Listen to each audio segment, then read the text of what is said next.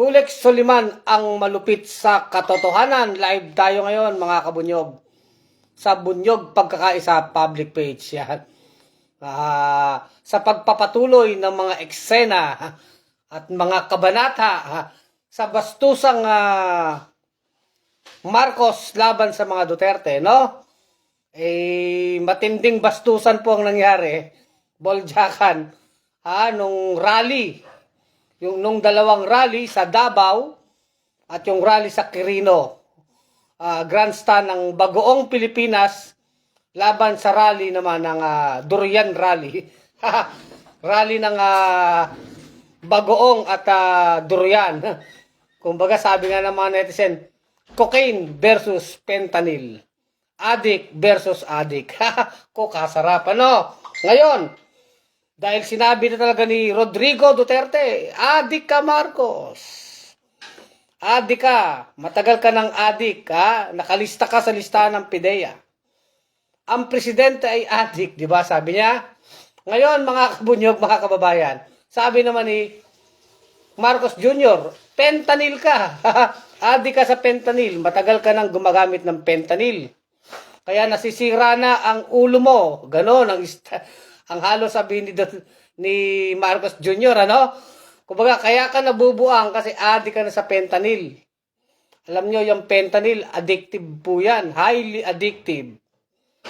So, sabi ng isang adik, laban sa kapwa adik. Ngayon, ang pag-usapan natin dito, mga kabunyog, mga kababayan, itong ICC, kasi syempre, napahiya talaga si Da Junior dyan, di ba? Lalo na si Lisa Araneta at saka yung si Martin Romualdez. Nakita natin talagang naging solid bigla, no? Na talagang binanatan sila ng binanatan. Itong si Duterte, pinagre-resign si Marcos Jr. Ganon din si Pulong, bumanat. Hindi na ang nakikipag-orokanan na lang dyan, orokan. Tupperware, plastic. Anong klaseng plastic ba yan? Ano? Plastic ng tinapa. Itong si Inday Takaw, Sara Duterte. Noong umaga, umattend ng rally.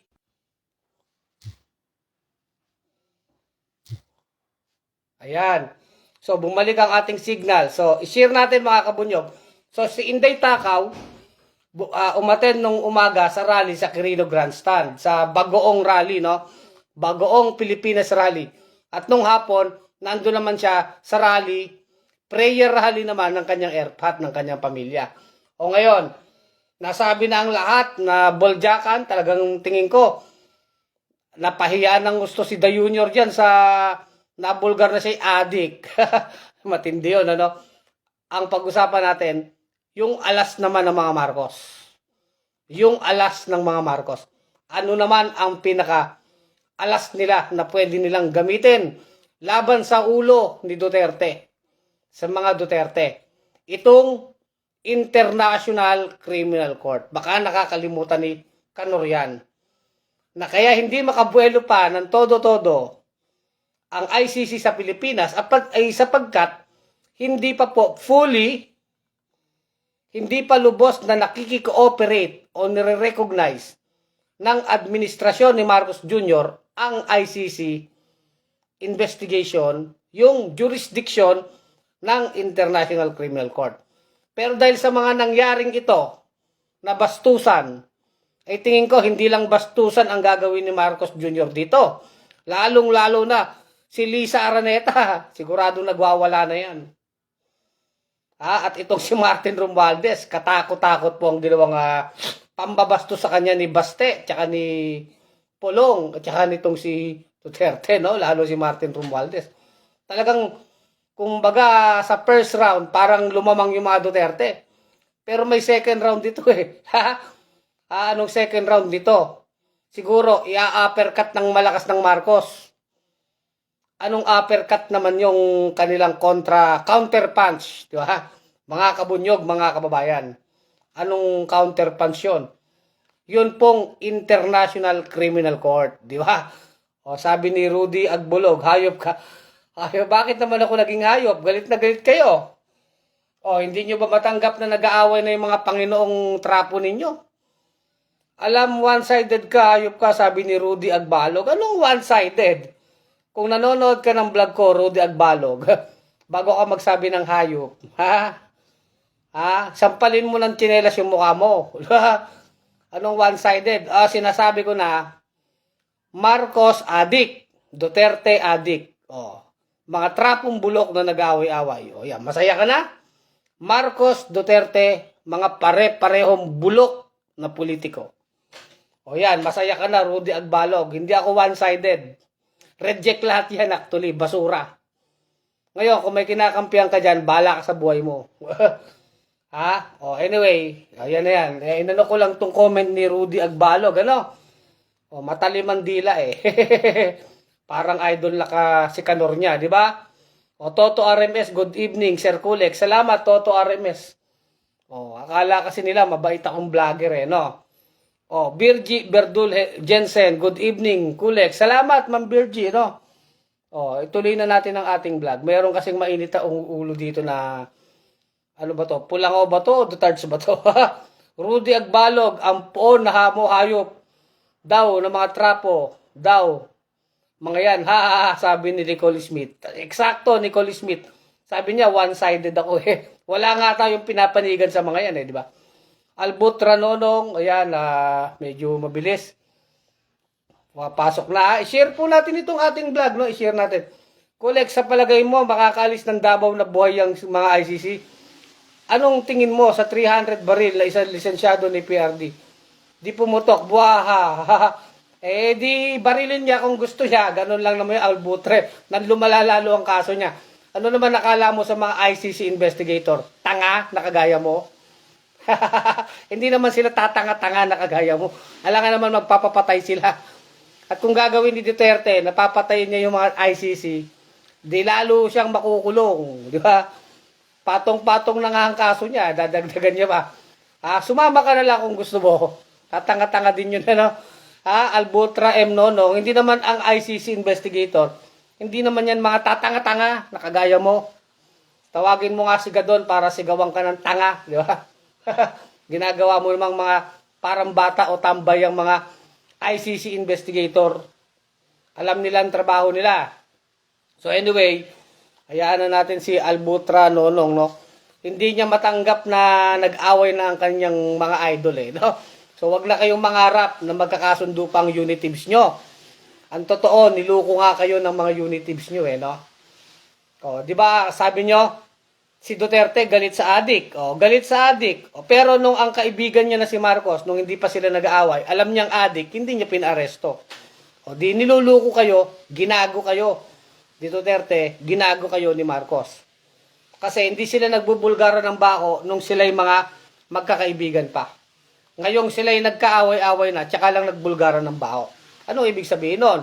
Si Duterte, protector siya ng adik. Sinong adik naman ang pinoprotektahan niya? Si Marcos, nung panahong sila'y magkaibigan. Sampal mo yung katotohanan na yan sa mukha mo. Kasama ng tsinelas mo, mga pulangaw at mga dutards na ang babastos na mga bibig. Sabi ko sa inyo, hindi ako mabait na vlogger. Ngayon, tuloy na natin yung ICC. Medyo nasamid tuloy ako doon, ano? Tuloy natin ang ICC. Anong mangyayari ngayon? Ganitong nagkabastusan na si Marcos at si Duterte. Edi malamang talaga dyan, ang baraha, ang alas ni Junior ay itong ICC. At isang sabi lang ni The Junior sa DOJ, kay Boying, Boying, sabihin mo sa ICC, Senado, ganito, mga congressman, i-recognize na natin itong investigasyon ng ICC. Total, may ruling naman ng Supreme Court eh. Na sinasabi ng Supreme Court, meron pa ring jurisdiction ng ICC sa Pilipinas. Kahit umalis na tayo dyan. Nung March 2019, kasi ang mga iniimbestigang nangyaring krimen ay noong panahong nakapirma pa tayo sa ICC. So may jurisdiction, may kapangyarihan ng ICC sa Pilipinas sa mga panahong tayo ay nakapirma pa dyan. Mga pangyayari na tayo ay nakapirma pa. So ang liwanag po nung desisyon ng Korte Suprema tungkol dyan. Ngayon, kung sabihin ni Marcos Jr., yan ang desisyon ng Korte Suprema, sundin natin. Pasok ICC. Kung sinabi niyong arrest warrant, ipapatupad yan ng PNP. Sabi ng presidente, ni The Junior. Oh, di pag naglabas ngayon, 100% naman, maglalabas talaga ng warrant of arrest ang ICC dyan eh. Dahil sigurado tayo, tambak-tambak na ang ebidensya. Crime against humanity ang kaso ni Duterte. So, ayan ang mangyayari po dyan mga kabunyog. So, poposasan si Duterte, aarestuin sila ba to? Kapag mapapabilis yan, pag nakikooperate ang Marcos administration. At sa tingin nyo, sa ginawa ni Duterte kay Marcos, hindi niya yan gagawin? Good luck na lang, di ba? Tignan nyo kung siguro nagngingit-ngit na ang singit sa galit ni Lisa Araneta. Pati gilagid, pati singit siguro, nagngingit-ngit na si Lisa Araneta sa nangyari dun sa pinagsasabi ng mga Duterte laban sa kanyang asawa, laban sa kanya, laban sa kanyang bayaw, at ganon din si Martin Romualdez. Diba? Sa tingin nyo, hindi gagamitin ni Marcos ang ICC? Pinahiyala siya ng todo-todo ni Duterte. Sabihin mo pang totoong adik si Marcos, iba pa rin yung pagkapahiya niya. Minura pa siya. Pinagre-resign pa siya ni Bastian.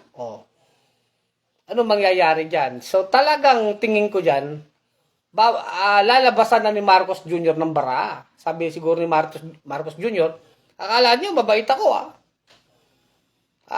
ganda ko naman makisama yan. Ayan na ngayon. Paglabas niya na sinabing, sige, makikikooperate na kami sa ICC. Patay kang Duterte ka. Tapos na ang maliligayang pagmumura mo. Dahil pag kinulong ka na sa dahag, hindi ka na makapagmura doon. Di ba? Kasi po pagka-arresto, pag bumaba na po ang warrant of arrest niya, kapag pinroseso yan, bibigyan naman si Duterte ng due process dyan eh. Kumbaga, bibigyan siya ng, kukuha siya ng sarili niyang abogado, idadaan pa rin sa due process ang ICC case. Kaya lang, paglabas ng warrant of arrest niyan, nagdesisyon yung korte, patutupad ng PNP dito, poposasa na yan. Dadalhin po yan sa kulungan, sa dahag. Doon naman siya makukulong. At least may kulungan siya imported. Doon siya magbabakasyon habang buhay. Hanggang sa ililitisin ng kaso, hanggang sa kung guilty, makukulong siya talaga ng permanente. Kung not guilty, makakalaya siya. Pero bihira ang nakakatakas sa ICC. Pagkaganyan ng mga kaso na crime against humanity, kung lansakang paglabag sa karapatang pantao, maraming ebidensya po na nakalap, sigurado tayo ang International Criminal Court. So yan ang talagang tingin kong alas ni Marcos Jr. sa nangyaring ito. Kumbaga, kung dati nag-aalangan si Marcos Jr., baka tingin natin sa mga oras na ito, baka sa mga puntong ito, pinag-uusapan na yan. Baka may buwelta na dyan. Kasi hindi na rin papayagan nila Martin Romualdez yan na makabuelo yung mga Duterte. Kasi alam nila, kung dati sinasaksak sila patalikod, ito harap-harapan to eh. Harap-harapan itong pambabastos, binastos. Boljaka na bastusan yan. Hindi rin papayag si Marcos at sila Lisa Araneta hindi sila babawi dyan. Di ba? Di ba? Ngayon, Rodel R. Odtohon, tanga mo. Mas tanga ka.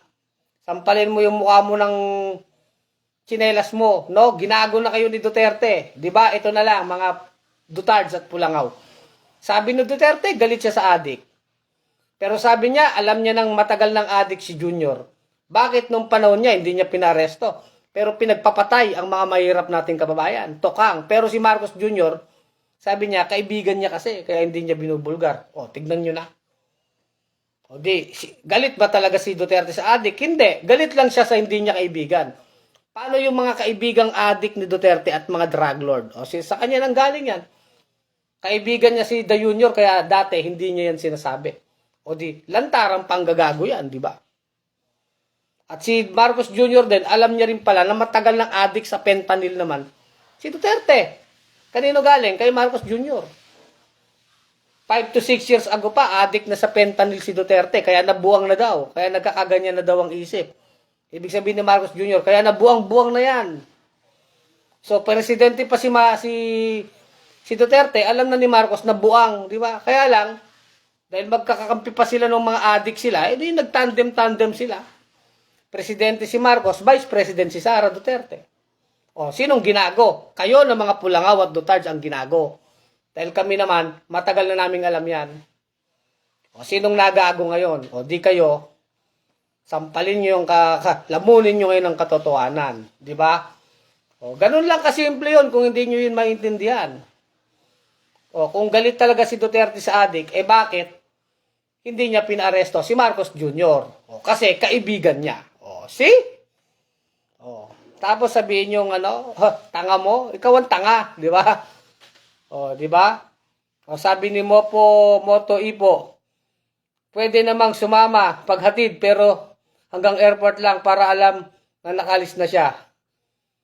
Sabi buang ka Kulex, talagang sasama kaming mga taga Mindanao.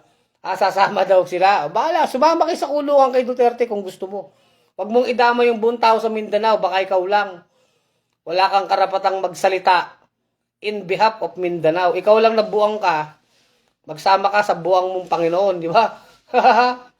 Loko-loko tong mga, mga nabuang parang adik din kay sa fentanyl di ba? O, di ba? Leo Ara Lesur. O, good evening, Sir Kulex Suliman, God bless you. Arnel Yambao, silent lang si PBBM. Hintayin nyo na ang ICC. Eksakto, di ba, Arnel Yambao? Silent lang yan, pero galit na yan. Lalo si Liza Araneta, di ba? Oh, yun lang yun. May yan. May restback yan. Re-restback yan. Oh, maniniwala ba kayong hindi re-restback sila Liza Araneta dyan? Sila Martin Romualdez? Re-restback yan. Sila ang nasa kapangyarihan Titirisin na nila yung mga Duterte na. Kaya si Inday Sara, si Sara Duterte, dapat dyan, mag-resign na. Huwag niya nang intayin na ipahiya siya, tanggalin siya dyan. Sigurado naman tayo. Mahirap na rin sila magharap-harap ni Marcos kasi wala na basag na sila Kaya nga, di ba, pag alis nila Marcos sa ibang bansa, hindi pinansin ni Liza Araneta tong si Inday Takaw. O, kung ikaw naman nagdadalang hiya, Inday Takaw, matuto ka naman makiramdam. Ibig sabihin, hindi ka na welcome sa gabinete ni Marcos. So, lumayas ka na dyan. Agad sinasabi natin, wala tayong kinakampihan dyan Sinasabi lang natin yung realidad na ikaw, Inday Takaw, hindi ka na nga pinansin ng First Lady, ng asawa ni The Junior, na pinagbabanatan ng mga utol mo, tsaka ng tatay mo, yung boss mo. O, di dapat ikaw, lumayas ka sa pwesto. Mag-resign ka kung may kahiyang ka pa. Ang problema kay Inday Takaw, talagang makapalang pagka-oro ka ng mukha. Makapalang mukha. Biro mo, umaten si Inday, ito ang nakakatawa kay Inday Takaw, umaten siya sa rally ng boss niya, kay Marcos Jr., no umaga. Umakyat pa siya ng stage, suportado niya daw yung bagoong Pilipinas ni The Junior. Suportado ko ang bagoong Pilipinas, sabi ni Inday. Pero sabi nga ng mga netizen, parang plastic na plastic pagkatapos nun, lumipad siya ng Davao nung hapon, nandun din siya sa rally. Na pinakikinggan niya na yung boss niya ay adik, galing naman sa tatay niya. At pinagre-resign ng kapatid niyang si Baste, si The Junior. Anong gagawin mo ngayon, Inday Takaw? Saan ka naman po pwesto dyan? Sino kakampihan mo? Yung boss The Junior mo o yung tatay at kapatid mo? Para rin si Amy Marcos, sino kakampihan mo? Kapatid mo o yung kaibigan mo Duterte? Simple lang yon. Kaya si Inday Takaw, kung may delikadesa siya, magre-resign na siya. Di ba? Ang tagal, sabi ni Lilian Gando. Malapit-lapit na yan, Ma'am Lilian Gando, di ba? Konting-konting wag mainip, no? Margarito Tampo, sasama kayo sa idol nyo, makulong sa ICC. Sa bagay, maganda yun, dahil imported yun, sabi ni Sir Kulex. Masarap ang pagkain dun siguro. Imported sila na preso. Makukulong talaga sila doon, walang biro yun. Walang biro po yun, mga kabunyog, mga kababayan. Rolando de la Cruz, di na uso yan ngayon. Ang viral ngayon, adik versus adik. Kita nyo na, tama naman si Rolando de la Cruz. Adik versus adik nga Madami kayong may mga Laila de Lima pa kayo. Anong kinalaman ni Laila de Lima dyan? Wala nang pagsidlan. Kahit yung mga Pulangaw tsaka Dutags, nag-aaway na rin wala na rin sila, para silang mga dagang pinipit-pit Yung mga dagang inulol, mga ginago. O, ngayong nalaman nilang ginago sila, hindi sila makapaniwala. Kaya nagpapakagago lalo itong mga matitigas ang ulo ng mga Pulangaw at Dutards. Nakita nyo na nga ang buong katotohanan ng pag-aaway ng mga trapong bulok na yan. Na sila pala'y parehong adik. O, ngayon, ano nangyari? Galit kayo sa adik, di ba? O, di ba galit kayo sa adik? O, dapat magalit na kayo. Bakit anong lusot nyo? O, di ba? Mga idol nyo ang nag-away. Lourdes Quaresma Globo, ICC, welcome na welcome. Francisco Antonio Mabunga, takot sa ICC. Wala na siya magagawa Kabunyog Francisco. Wala na magagawa sila Bato Duterte. Pag pinayagan na yan ng Marcos administration, pag lumabas ang warrant of arrest, aarestuin yan. Maliban na lang kung magtatago na sila. Pwede kasi magtago si Duterte o si Bato. Sa ngayon, tapang-tapangan yan. Pero pag nandiyan ang arrest warrant, mag-aala Tebes yan o bantag yan. Baka tatakbo ng China yan. Diyan magtatago yan sa China. O, di ba? Madali naman magtapang-tapangan pag wala pa Pero pag nandiyan ang warrant of arrest, baka magtatago na yan. Kaya wanted na yan. Makikita mo na sa mga pader. Wanted. Pwede nang patungan sa ulo yan. O kaya wanted, dead or alive. Yun ang maganda dun no? Wanted, dead or alive. Wanted na yan kapag may warrant of arrest ka, tapos nagtatago ka sa batas. Ang tawag doon ay wanted. Parang si Kibuloy, di ba? Wanted sa FBI. Yung anak ng Diyos, Diyos na Diyos ng mga tanga. Yan. Di ba? Yung may-ari ng universe, wanted sa Federal Bureau of Investigation. So, ano na sila doon? Kosa-kosa na. Pwede kosa-kosa na sila doon. Isang kulungan na lang sana, no? Kaya lang, iba ang kulungan ni Kibuloy sa FBI. Sa US, kung maaresto yan, iba rin sila Duterte sa dahag. At least mga imported ang mga kulungan nila. Di ba? Hindi naman invento yan. Baka sabihin nyo mga Pulangaw, mga Dutards, iniimbento dito ang kwento. Walang marites dito. Di ba? Yun po yun, mga kabunyog. Adik versus adik, good luck, sabi ni Brygen. Roger Santos, di ba? Renato Robles, good evening, Sir Kulek. Salamat, Abilino Catala, si Brother Oli, nanonood ka pala, kamusta ka na? Abilino Catala, Albutra M. Nonong, sige. Sumama kayo, wag na kayo babalik para mabawasan ang mga bobong tulad mo. Oo nga. Galit na galit sa atin, ang hilig naman manood sa atin, di ba? Kabunyog Oli, no? Ganyan talaga yung mga yan Khalid Yusuf, padadala na lang ng pagkain sa dahag. Welcome sa ICC to the Philippines. Pwede, papadala ng pagkain, di ba?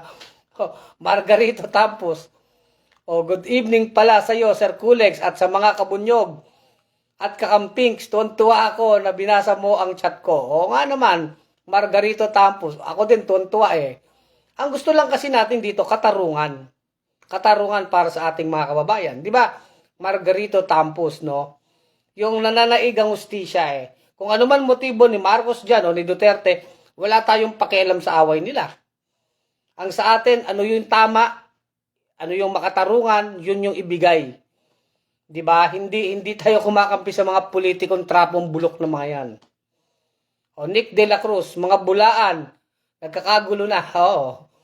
Ebre, Siled, Raza, binabaligtad nyo kasi pangalan nyo, no? Sana bukas may warrant of arrest na para ang saya-saya. Tignan natin. Darating din ang panahon na yan. Sa ginawa nila kay Da Junior, kila Lisa Araneta, kila Martin Romualdez, papalag talaga yung mga yan. Ganun ang tendency niyan. Hindi na rin yan papayag sila Marcos na hindi makaka-resback. Ikaw ba naman sabihan ka ng adik ka? Sinasabi pa doon sa mga, kayo mga militar, tignan nyo, may presidenteng adik. Talagang siguro umuusok na ang ilong sa galit. Ang ilong niya at singit, di ba? Ni Lisa Araneta, nagngingit-ngit sa galit. Hindi napapayag si Lisa Araneta dyan, na asawa ni Da Junior, di ba?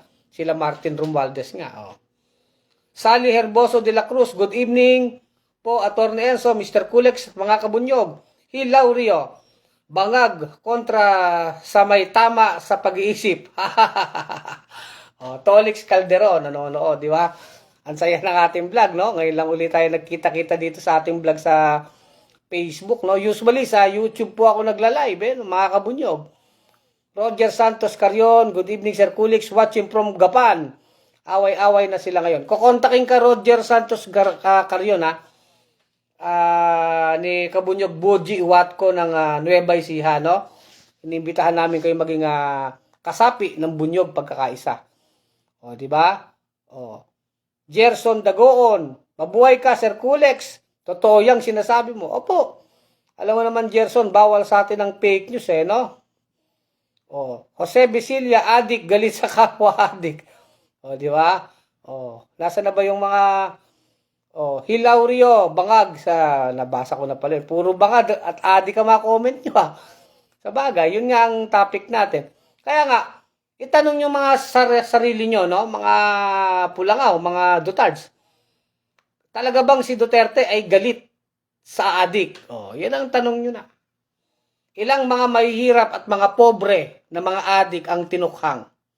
Yung iba nga, nadamay lang, inosente lang. Na nangihingi ng katarungan ngayon. Tapos sasabihin niya ngayon, si Marcos adik pero hindi niya binulgar kasi kaibigan niya. Di ba yan ang sabi ng tatay ninyo? No, ng tatay niyong Jablo.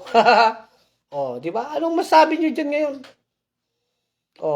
Ngayon dahil para magising kayo sa katotohanan, ang payo ni Kulex, kung panatiko ka pa rin ni Marcos o ni Duterte, kunin mo ang iyong tsinelas, isampal mo sa mukha mo. Yan ang payo. At least magising ka sa katotohanan. Pag ikaw ay nasa katotohanan, papanig ka na sa kabutihan. Yun ang payo ko. Pag hindi kayo makuha sa paliwanagan, baka pwede mo lang sampalin ang mukha mo ng sarili mong tsinelas. Di ba? Kayo ngayon, napapahiya kayo ngayon Dami nyo. Pinagbintangan si De Lima, dami yung sinabi kay Lenny, lahat ng mga oposisyon. Ngayon, sino ngayon ang bulok ngayon? Di ba? Kayo. Unit teams, kayo. Di ba? Ang dami yung sinabi, pinaratang sa mga tao, si De Lima, pinahirapan, pinakulong. Walang kasalanan. Sila pala ang mga adik. Kayo pala ang mga adik yung unit teams na yan Kayo pala ang nagkakagatan, kayo pala ang may bilyon-bilyon na pondo. Mga walang yang mga hudas na mga unit teams na yan. Si Polong, binulgar nila Martin Araneta, 51 billion. Isipin mo, ang takaw sa kwarta ng hudas na yan. Hindi lang ba pangkaraniwang congressman 51 billion Tapos akala mo, nagsasalita sa Davao, akala mo kawawang kawawa. Ang kawawa, yung mga ninanakawan yung Pilipino. Di ba? Sino kawawa ngayon? Sabi nga ni Magalong, SOP niyan, 30%, 40% sa mga infrastructure project. Isipin mo, 50 billion. 30%. Ilan na ninakaw dyan? 15 billion. Sige, compute nyo. 50 times 30 na lang. Sa 50 billion, di may 15. Di kung 40%, di 20 billion. Isipin nyo yun. Pork barrel sa 3 taon ni Polong, 51 billion. Iba pa yung kay Inday Takaw na 125 million confidential fund. Nilustay sa loob ng 11 days. Bulgaran ng bulgaran. Ganon din naman ginagawa nila Martin Romualdez. Pinagsasamantala ng pera ng tao. Nagbibigay sa mga congressman ng tigbi 20 milyon. Para lang sa pirma-pirmang leching pirma na yan. Pareho naman na naglulustay ng pera. Kahit si Marcos. Ang mga travel ni Marcos, paglulustay ng pera. Yung rally lang yung Bagoong Pilipinas, ilan na? 16 million ang ginastos dyan sa rally na Bagoong Pilipinas na yan. Nagpalit lang naman daw ng logo. Saka naman nakakita, nagpalit lang ng logo, nagparally, 16 million na. Na para bang kwarta nila yan. Kwarta ng bayan yan. So, Duterte, Marcos, pare-pares naman. Kaya dito, payang-paya mga pulangaw, ang mga Duterte, paya kayo ngayon. Nakita nyo kung gaano kabulok yung mga idol-idol nyo na mga Panginoon yung mga magnanakaw na yan. Kaya nga pag hindi pa kayo nagising sa katotohanan, kunin nyo yung tsinelas nyo, sampal nyo sa mukha nyo. Para sa inyo yan. Sabi naman natin sa bunyog, kumampi tayo sa mabuti, kumampi tayo sa tama. Kung ano ang tama, kung ano ang totoo, yun ang kampihan natin. Yun ang sabihin natin. Diba? Gano'n naman tayo sa bunyog, sa Kulex Vlog. Kaya nga tayo malupit sa katotohanan. Datu Apok sa umiiral at lumilitaw na tunggalian ng mga nangungunang mga politiko ngayon sa bansa, pawang kasakiman ng bawat isa ang umiiral dito at hindi ito para sa kapakanan ng bayan at mamamayang Pilipino. Tama ka dyan, Dato Apox. Oh. Sabi ni Brother Oli Catala, oh. Abilino Catala, Albutro M. Nonong, Mangmang na Tabogo. Umihirit pa ba? Hayaan nyo na yan. Ayaw, bahala siya, di ba? Oh, wag na natin pansinin. Oh. O Remy Lagman, magandang gabi po, Sir Kulex, God bless po. I-share po natin itong ating vlog. Jesse Bosas Esmer, sige idol, tirain mo lang tirain ang mga kumukontra, bayuhin ang mga Duterte para maging ang mga supporter nila. Oo. Binabayo na nga natin ng todo-todo, dinidikdik na nga natin para mabuksan ang isip ang mga kote. Hindi magmana kay Gadon na bobo. Dinidikdik na nga natin para nakikita na nila yung katotohanan, lantara na ang pag-aaway ng mga politikong bulok. Tanong ko lang sa inyo, Pulangaw Dutards, yan bang pag-aaway ni Marcos Duterte, may pakinabang ba ang bayan dyan? Sagutin nyo. Di ba wala? Wala namang pakinabang ang bayan. Diyan sa ginagawan lang away-away na yan. Kundi, kaya nag-aaway yan, mga pansariling ambisyon. Ambisyon ni Inday Takaw, maging presidente. Ambisyon ni Romualdez maging prime minister o maging presidente sa 2028. Si Amy Marcos, ambisyon na maging vice president. Na gustong tumambem kay Sara, kaya pinipigil niya tong si Romualdez. Puro ambisyon sa politika. Anong pakinabang ng bayan dyan? Habang ginagastos ang pera ng bayan, nilulustay. May pakinabang ba tayo dyan? Wala. Sagutin niyo mga Pulangaw Dutards ngayon. Kung hindi tama ang sinasabi ko, may pakinabang ba kayo dyan sa away na yan? Wala. Nagrally pa, gumastos pa ng 16 million si Bagoong Pilipinas ni Marcos. Di ba? Yan ang sinasabi po natin, mga kabunyog. Elisar Mahinay Lagura, good eve po. Salamat. Elisar, no? So, Dino Umibig, fight of the century. Bangag versus bangag. Parang boxing, no? Ramon Patrick Salug, daming mga aangang mga makadotae at galit na galit. Yata sa'yo, Kabunyog, Kulex, Soliman. Galit na galit sa atin yan Kabunyog, Ramon Patrick Salud. Kasi galit sila sa katotohanan. Napapahiya sila sa atin. Kasi tayo, hindi tayo nagpipigil na salita dito Sinabi ko na sa kanila, hindi ako mabait na vlogger. Dito talaga binoboljak din natin Hindi sila sanay sa mga itong vlogger Sinasabi ko sa inyo, pag bobo ka, sasabihin ko sa iyo. Pag tama, tama. Pag mali, mali. Period. Ang sinasabi natin sa Kulex Vlog, kung ano ang tama, kung ano ang totoo, kung ano ang mabuti, doon tayo kumampi. Doon tayo tumindig. Doon tayo pumanig sa mabuti, sa tama, sa totoo. Yung kabutihan ng bayan, yung kabutihan ng bawat Pilipino, kabutihan ng bawat mamamayan. Yun ang pinapanigan ng bunyog. Hindi, ayaw natin ng mga trapong bulok, magnanakaw, mga manluloko, mga adik. Yan, ayaw namin yan. Ewan ko kung gusto nyo yan, mga Pulangaw at mga Dutards kayo. Kaya nga sabi ko, sampalin nyo yung mukha nyo ng tsinelas pag di kayo magising sa katotohanan. Lantara na ang kabulukan. Nick De La Cruz, nag-away-away mga ganid, tahol naman ang tahol ang mga aso nila. Hello, Roque. Salamat Benji Caberte Ruiz sa 50 stars. Kaya yung kanina nag-send ng stars. Salamat po. Ma'am Elizabeth Lorin, 50 stars. Benji, salamat sa yung 50 stars. Malaking tulong po yan po sa bunyog. Yung mga stars na binibigay nyo. Yung hindi ko nabanggit, pasensya na, no? Malaking tulong po yan. Josepa Celestino Garpil. Magandang gabi mga kabunyog. Magandang gabi sa iyo, kabunyog. Josepa Garpil, no? Kamusta kayo dyan, ano? Paul PRS. Nako, hindi ko na nabasa lahat yon. Hello everyone, sabi ni Ben Ruiz, no?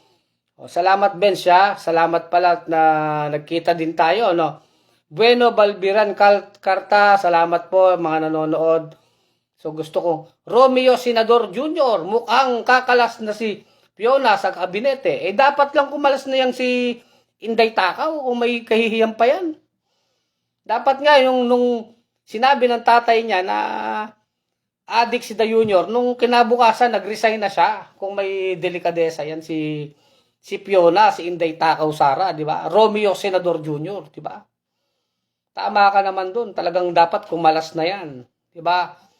O, Tolits Calderon, salamat. O, salamat sa inyong mga comment, ha? O, Roberto Barison Bardalosa, mabuhay ka, Lods Kulex. Alam na ang mga aswang ay galit sa kapwa aswang. Ganyan ang mga magandang nangyayari pabor sa taong bayan. Yes, tama ka dyan, Roberto Barison Bardolosa. Kasi nakikita ng tao ngayon, namumulat ang maraming Pilipino sa kabulukan. Ito pala yung mga nanluko sa kanila. Mga nanluluko ng mga politiko na pag nung mga magkakampi sila, nung sila'y mga magkakaibigan pa, itong mga politikong Marcos Duterte na to, nagtatakipan sila ng baho. Mula sa paggastos sa pera ng bayan, hanggang sa pagiging addict nila, nagtatakipan ng baho. Pero ngayon nag-aaway na sila, nilalabas na nila ang mga baho nila sa isa't isa. O yan, ganyan kabulok ang mga trapo. O, ibig sabihin, nanluluko sila ng mga Pilipino. Matagal nang niluluko itong mga pulangaw at mga dutards na to. Tayo naman, di naman tayo nagpaluko sa mga yan. Hindi tayo nagkulang ng paalala. Araw-araw tayo nagbablog. Sinasabi natin, itong mga trapo na to, mga recycle na basura yan. Duterte, Marcos, Arroyo, Enrile, Revilla, Villar, Cayetano. Ano pa bang gusto nyo na pare-pareho mga basurang politiko yan? Dapat yan, tinatapo na sa basura. O, di ba yan sinasabi natin kasi may mga record na yan eh. Arroyo, di ba? Estrada, ano pa bang gusto nyo dyan sa mga yan? At ngayon nga, nabubulgar na ang kabulukan. Sana talaga, maganda rin itong pangyayari na to, nagising ang maraming tao, ang maraming mamamayan, ganyan pala kabulok. Si Duterte lalo, di ba? Si Marcos, pare-parehas eh. Pare-parehas, walang itulak kabigin. Kaya pare-parehas dapat mawala na yan sa politika, sa pwesto sa gobyerno. Kahit yung mga alyado nila, mga asong politiko sa baba nila, nakita nyo naman, kampi-kampi yan. O, Pipen sa Baldan. Good evening, Sir Kulex. Padayon sa pagsisiwalat sa katotohanan. God bless. Amping Prime. Pirme. Ano? Amping Pirme. God bless. Opo. O. Josepa Celestino Garpin. Medyo ok na, sir. Almost a month. Nagkasakit. O, salamat. Nagpagaling ka. Kabunyog, Josepa. Ano? O, tama. Magpagaling tayo.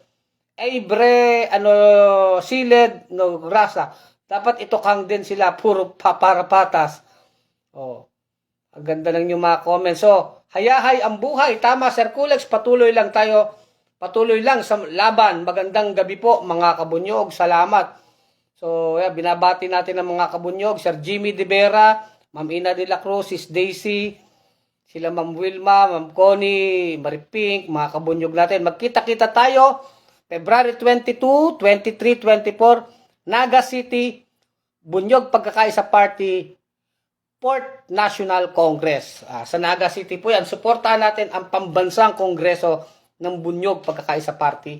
February 22, 23, 24. Pwede po kayo magpadala ng inyong donation, konting tulong. Magsasama-sama ang mga delegado ng Bunyog sa February 22, 23, 24, 25, Naga City, Luzon, Visayas, Mindanao. Magsasama-sama po ang mga kabunyog. Pwede kayo magpadala ng tulong, magpaabot kayo ng tulong. At sa Feb 25, sama-sama tayong tutulak sa plaza ng Naga City para sa EDSA People Power Anniversary Rally. Huwag natin kakalimutan yan. Napakalagang date ng EDSA People Power Anniversary Rally. No? Yan po. Yan, napakaganda ng ating vlog. So, yan po ang aking announcement. So, mga Bunyog Cebu, salamat ha. Mga nanonood dyan, Ma'am Mirna, sila Kabunyog Rolando Mandawe, sila Kabunyog Rodolfo Ingbino ng Cebu, maraming salamat sa inyo. So sino pa ba? Roger Igot, sila Attorney Ibales ng Lapu-Lapu City, maraming salamat.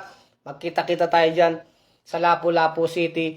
At sa mga Kabunyog dito sa Bacolod, si Selena Cagay, sila, di ko na masabi lahat, Antonio Grino, madami, no? Ma'am Tess, salamat. So, mga kabunyog, mga kababayan, so, Antonio de la Hostria, welcome to my mahal, Pilipinas, ICC. Jesse Boses Esmer, sige idol, tirahin mo tirahin, salamat. Ang kumukontra ba yung mga Duterte para maging ang mga supporter nila. Salamat. Leo Si Leo hindi ko na nabasa yun, Kaya pasensya na kayo pag mabilis ang Betty Rafanan, ginagamit nilang panakot ang kabulukan ng bawat isa. Tama ka po dyan, Ma'am Betty Rafanan. So hanggang dito na lang ating vlog. Kuleg Soliman, ang malupit sa katotohanan. Mga kabunyog, mga kababayan, tuloy ang laban.